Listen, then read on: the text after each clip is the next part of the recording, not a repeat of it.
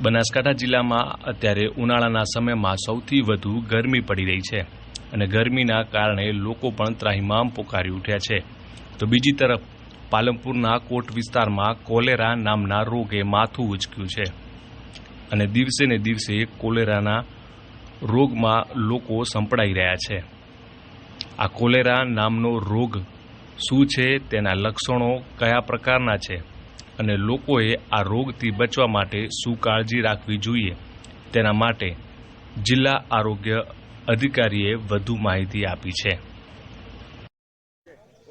પાલનપુર શહેરના કોટ વિસ્તારની અંદર છેલ્લા એક સપ્તાહથી લોકો જીવન મરણ વચ્ચે ઝોલા ખાઈ રહ્યા છે. આ ઉપરાંત છેલ્લા એક સપ્તાહમાં 3 લોકોના મોત થયા છે અને અનેક લોકો સરકારી અને ખાનગી હોસ્પિટલમાં જીવન મરણ વચ્ચે ઝોલા ખાઈ રહ્યા છે. છતાં નગરપાલિકા અને વહીવટી તંત્રનું પેટનું પાણી હાલતું નથી. ચીફ ઓફિસર એસી ચેમ્બરમાંથી બહાર નીકળી અને સ્થાનિક વિસ્તારોની મુલાકાત લે અને લોકોની વેદના સમજે, તે એવી લોક લાગણી છે. અહીંયા ગટરો ઉભરાય છે, લોકો ગંદકીથી ત્રસ્ત છે, ગટરના પાણી રોડ ઉપર છલકાય છે, જબલા થેલીઓના કારણે ગટરો ચોકઅપ થઈ ગયેલી છે. આ કોઈ જાતનું દવાનો છંટકાવ આ વિસ્તારની અંદર નથી. હવે છેલ્લા એક સપ્તાહથી 3 લોકોના મોત થયા છતાં વહીવટી તંત્રનું ઊંઘ ક્યારે ઉડશે?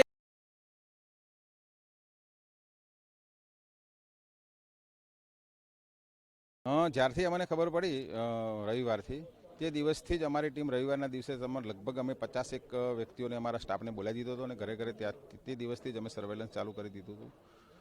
ત્યાં સ્પેસિફિક એક વોર્ડ બનાવી નાખ્યો છે.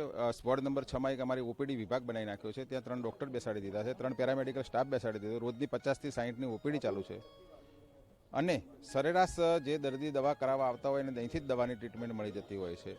વધુમાં જે દર્દીઓ બનાસ મેડિકલમાં જાય છે અને અન્ય પ્રાઇવેટ દવાખાનામાં જાય છે, તે દર્દીઓનું પણ ફોલોઅપ કરવામાં આવે છે, તેમને સમજણ આપવામાં આવે છે અને સારવારમાં આમાં સપોર્ટ કરવામાં આવે છે. વધુમાં ઘરે ઘરે સર્વેલન્સ કરે છે ત્યારે અમે લગભગ 2 લાખ ગોળીઓ ક્લોરીનની ઘરે ઘરે દરેક ઘર દીઠ 25 ગોળીઓ પહોંચાડવાની શરૂઆત કરી છે પહેલા દિવસથી જ અને 2000 જેટલા ORS પેકેટની ઘરે ઘરે વેચણી કરી છે, જેના કારણે ક્લોરીનવાળું પાણી પીએ અને ઝાડા ઉલટીથી મુક્ત થાય. સર્વેલન્સમાં અત્યાર સુધીમાં અમારા જોડે 150 જણનો આંકડો આવ્યો હતો બીમારી ઝાડા ઉલટી જે કોલેરાગ્રસ્ત હતા. એમાંથી 23 જણના સેમ્પલ લેવામાં આવ્યા હતા. એક સ્ટૂલ પોઝિટિવ આવ્યું હતું અને જે 150 હતા એને અત્યારે તો કમ્પ્લીટ છે. એમાંથી એક મરણ થયું હતું ઝાડા ઉલટીના સાથે, એને ડાયાબિટીસ હતું, પરંતુ અમે એને ઝાડા ઉલટીના કારણે થયું એવું ગણીને એક મોત બતાવેલ છે. બીજા મરણ જે થયેલ છે એ અન્ય કારણોસર મરણ થયેલ છે.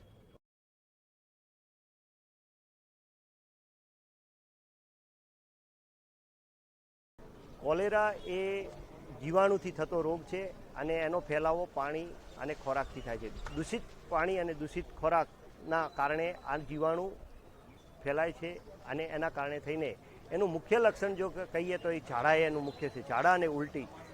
બીજા ઝાડા અને ઉલટી કરતાં કોલેરાના ઝાડા ઉલટીમાં થોડો ફરક છે.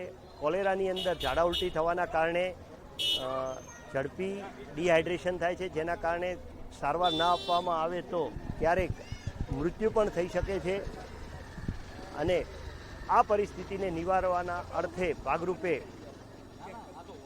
બનાસકાંઠા આરોગ્ય તંત્ર દ્વારા આ વિસ્તારમાં દૈનિક હાઉસ ટુ હાઉસ સર્વેલન્સની કામગીરી હાથ ધરી છે અને આવા 4 રાઉન્ડ આ વિસ્તારના પૂર્ણ કરેલ છે. એક પણ ઘર આ વિસ્તારમાં બાકી રાખવામાં આવેલ નથી. આ સર્વેની કામગીરી દરમિયાન ઝાડાના કેસો વહેલી તકે શોધવામાં આવે છે, જેથી કરીને એમને વહેલી તકે સારવાર મળી રહે અને ડિહાઇડ્રેશનના કારણે વધારે તકલીફ ભણશે નહીં એ માટે ORSનું વિતરણ કરવામાં આવે છે. સાથે સાથે એ વિસ્તારની અંદર રોગચાળા અટકાયતીને પગલાંના ભાગરૂપે લીકેજ પણ શોધવામાં આવે છે, જેની જાણ નગરપાલિકાને કરવામાં આવે છે. નગરપાલિકા દ્વારા આ લીકેજો જે શોધવામાં આવેલા એ રિપેર પણ કરવામાં આવેલા છે.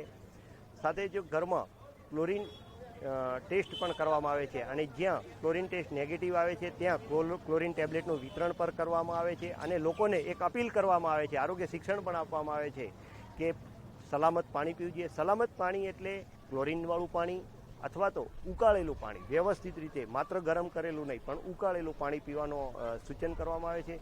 તેમજ અંગત સ્વચ્છતા પર પણ ધ્યાન મૂકવામાં આવે છે.